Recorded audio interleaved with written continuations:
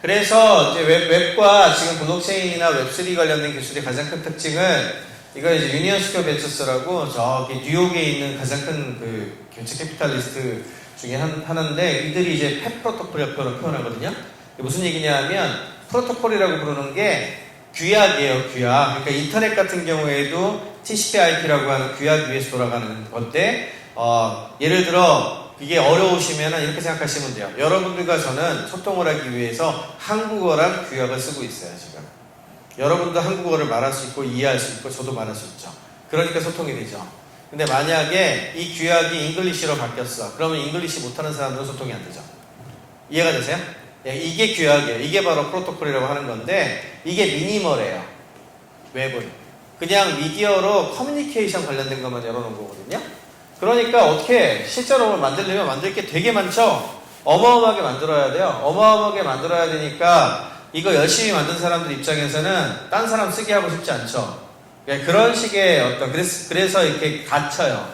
닫힌단 말이에요. 자기네들 플랫폼 자기네들만 쓰게 한단 말이야. 이게 웹의 방식이었거든요. 그러면 블록체인이나 웹3 쪽은 어떻게 되는 거냐면 이 규약이 뚱뚱한 거예요. 이렇게. 무슨 얘기냐? 공통으로 만들어 놓은 게 많아. 그럼 어떻게 되는지 아세요? 요거 실제 그 만드는 거 있죠? 요거 가볍게 만들 수 있어요. 그러면 기존에 했었던 거하고 비슷한 거를 조금만 해도 만들어지는 거야. 이해가 되시죠?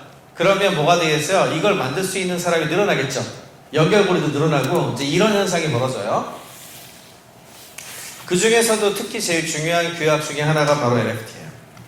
NFT가 되게 어렵게 얘기를 많이 하는데 저거는 용어 자체가 어려워서 그런 것 같아요. 저게 약자잖아요. non-fungible 토큰의 약자인데 펀저블은 쪼갤 수 있다는 뜻이고 그냥 토큰이라는 뜻이죠. 뒤에 토큰이니까 NFT도 토큰이에요, 그냥.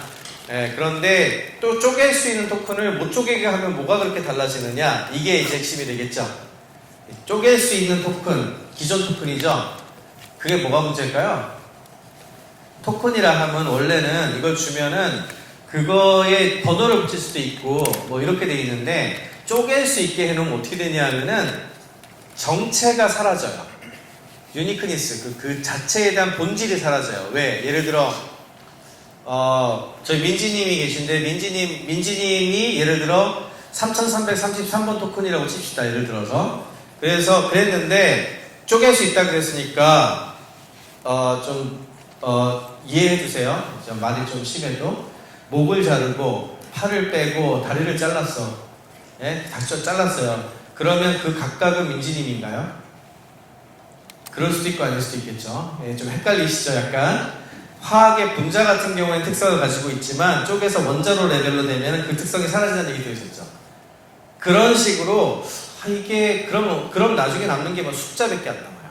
수량, 양밖에 안 남아. 그래서 원래 이제 이 토큰을 관련된 거 기술을 얘기를 할 때 일부 사람들은 어차피 쪼개져 가지고 양밖에 안 남게 되면은 쓸 데가 금융밖에 없다. 금융에 새밖에 못 쓰는 거지 딴 데 쓸 데가 없는 거야. 이렇게 얘기를 많이 했단 말이에요. 무슨 말인지 이해가 되시죠? 그런데 못 쪼개게 하면 어떻게 되는지 아세요?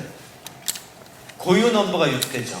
3333번 민지님이 그냥 그 번호 갖게 돼 있고 그 번호를 지칭하는 순간 그 사람이죠. 이해가 되세요?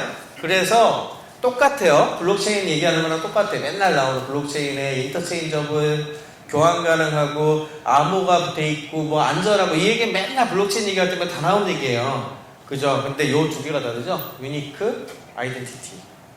이게 엄청난 차이예요, 이게. 왜? 우리 세계의 거의 모든 것들을 디지털로 표현할 때는 그냥 유일한 숫자로 표현하는 거거든요. 예를 들어 여러분들 한 사람 한 사람을 디지털로 국가에서 어떻게 인지를 하죠? 주민등록번호로 인지를 해요. 여러분들 얼굴 보고 몰라요. 그냥 숫자로 국가 시스템에서 찾을 수 있냐로 이렇게 나오는 거지. 그 다음에 또 뭐 있을까요? CU 같은 편의점에서 새우깡을 샀는데 그 새우깡이 어떤 녀석인지 어떻게 파악하죠? 계산할 때 그 바코드 뒤에 숫자 있잖아요. 그 캐시어 이거 찍 하면 나오는 거기에서 그 CU의 데이터베이스 뒤져갖고 이거 숫자하고 만든 거 찾아가지고 이게 뭔지 알려주는 거잖아요.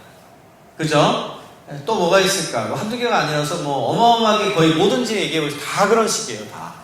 모든 게 다 은행에서 예를 들어 여러분들이 가지고 있는 돈을 어떻게 찾죠? 계좌번호에 계좌번호. 다만 그 은행 서버에 있는 그 계좌번호 숫자에 들어가 있는 데이터를 찾을 뿐이지. 무슨 말인지 이해가 되시죠?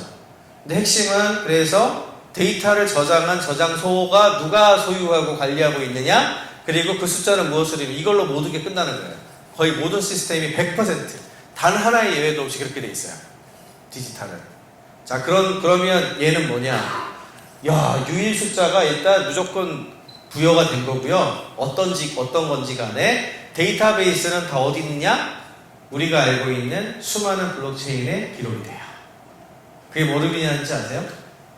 전 세계 어디에 있든지 언제 어디서나 블록체인에 기록된 건 영원하거든요. 그러니까 그 데이터베이스가 여러분들이 인터넷에서 항상 찾을 수 있다는 얘기예요. 그리고 그 숫자는 뭔가를 의미하겠죠. 그러니까 아무런 시스템을 깔지 않고 그냥 전 세계에 널려있는 블록체인 데이터베이스에서 여러분들이 어떤 숫자든 조회해서 그게 뭔지 알게 된다는 뜻이에요. 그래서 이거를 되게 어렵게 NFT를 기술로 얘기를 하면 되게 어려운데 그냥 쉽게 표현하면은 그냥 디지털 태그예요. 디지털 태그인데 보편적으로 언제 어디서나 찾을 수 있는 디지털 태그예요. 그럼 할 수 있는 게 얼마나 많겠습니까? 너무 많아요. 너무 할 수 있는 게 많은데 그런 가능성을 너무 그동안 성공한 프로젝트들이 이렇게 가려버린 거예요. 왜? 역시나 토큰 때와 마찬가지로 돈밖에 안 보거든 사람들이. 그러니까 이게 돈 가격 오르는 걸로만 자꾸 보니까 갑자기 왜곡이 되기 시작한 거죠. 이렇게 훌륭한 유니버설한 그런 기술이. 심지어는 그 표줄이 이게 ERC 721번부터 시작이 되는데 이 표줄이 나오기 이전부터 이 비슷한 아이디어를 갖고 있었어요. 그래서 2013년 때부터 막 비슷한 이런 종류의 프로젝트들이 많이 진행이 됐었거든요. 심지어 크립토펑크는 이 표준을 따는 것도 아니에요. 직전에 이제 시작된 거라서. 근데 이런 것들에 대한 수요가 있으니까 드디어 표준이라고 하는 것은 항상 그 규약이라고 하는 것은 이렇게들 많이 하는데 다들 중구난방하게 하지 말고 뭔가 하나로 딱 스펙을 정해가지고 하게 하자. 그래서 이때 2017년에 이게 규정이 돼요. 그리고 나서 이제 크립토키티도 나오고 오픈시도 나오고 뭐 이런 건데 자 생각해보세요. 2017년에 나왔다며. 근데 여러분들 NFT 언제부터 들어보셨어요? 불과 1년 정도밖에 안 됐죠. 불과 1년밖에 안 됐어. 그러면 4년 동안 뭐 한 거죠? 2017년부터 2021년 초 정도까지 사실상 거의 아무도 몰랐잖아요. 여기 계신 분들 중에 알았던 분 몇 분 이제 크립토 커뮤니티에 계신 분들은 알 수 있지. 저도 알고 있었지만 대부분의 사람들은 들어보지도 못했잖아요. 4년 동안. 왜 그럴까요? 원래 관심 있는 사람들이 아닌 다음에는 이런 기술의 정체를 알아보는 사람은 극소수예요.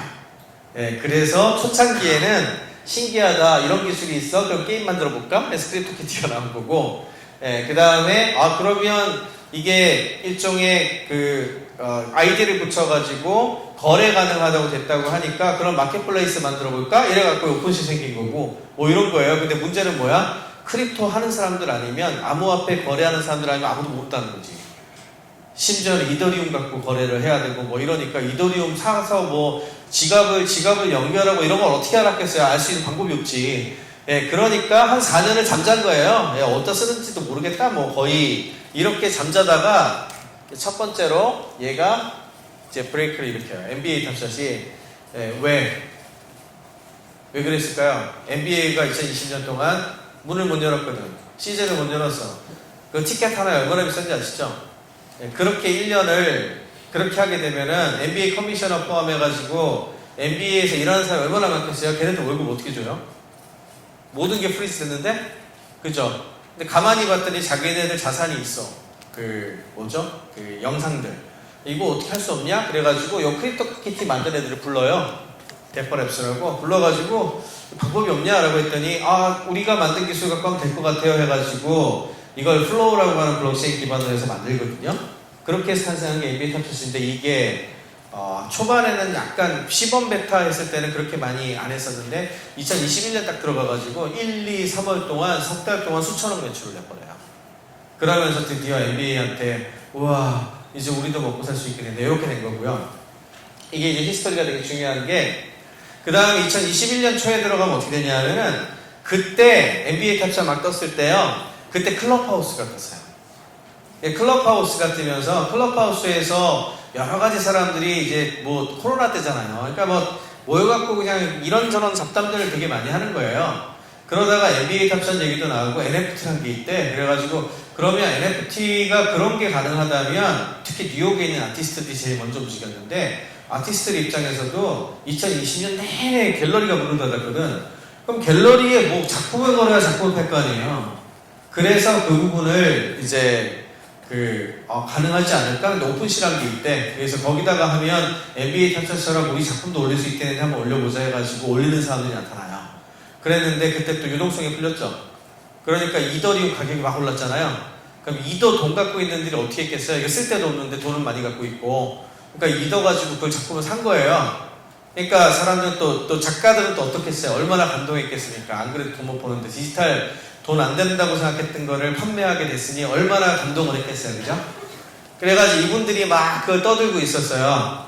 그러니까 그 얘기를 듣고서 또 한국 커뮤니티에서도 옮기고 막 이렇게 딱딱 진행되는 와중에 엄청난 사건이 터져버립니다. 그게 여러분 한 번쯤 들어봤을 건데 이게 아마 5월달일 거예요. 2021년 5월에 5월인지 3월인지 그때쯤인데 비플이라고 5,000 days라고 하는 NFT를 크리스티라고 하는 엄청 큰 옥션에서 올리게 되죠. 근데 이 무려 800억에 그 낙찰이 되면서 어떻게 됐죠? 전 세계 언론에 다 대서특필이 다 됐어. 그러니까 여러분들도 생각하기에 이거 뭔가 엄청난 게 오는가 보다 이렇게 느끼는 거죠. 이제 그때부터 이제 급등하기 시작을 해요. 그리고 2021년 5월에 BAYC가 등장합니다. BAYC도 한 2개월 2021년 5월부터 7월까지는 그냥 별 병 없었어요. 그러다가 갑자기 오르기 시작을 해요. 그 다음에 엑시 인피니티 등장하고 이러면서 거품이 확 들어갑니다. 이해가 되시죠? 플로우를 아셔야 돼요. 이렇게. 제가 이제 2019년 거를 잠깐 갖고 와봤는데 이 크립토펑크잖아요. 이게 2017년에 나왔다 그랬죠? 2017년에 나와서 6월달에 이때가 이제 2주년인데 이게 뭐라 그랬냐면은 야 너 감동스럽다고 막 이렇게 써놨어. Last month was the busiest since January 2018년 1월 이후 가장 바빴는데 야 우리 프라이스가 무려 112불이 됐어.